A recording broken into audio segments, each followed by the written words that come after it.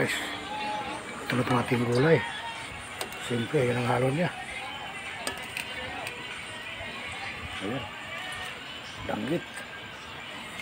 Ayan guys. Ayan, sarap niya. Ayan guys, danggit yan guys. Musok-usok pa. Sweet. Kamuti. Ayan. At siyempre, tayo rin ay magprito. Ayan guys. Napagkabis natin ngayon guys ng araw na to.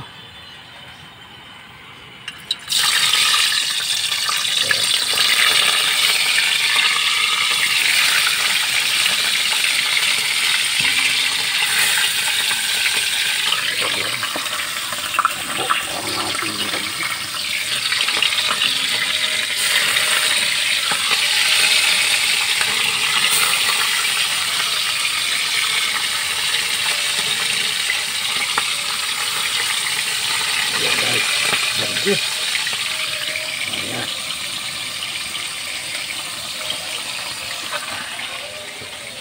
So, ayan. Ano pag-hintay nyo guys? So, kain na tayo.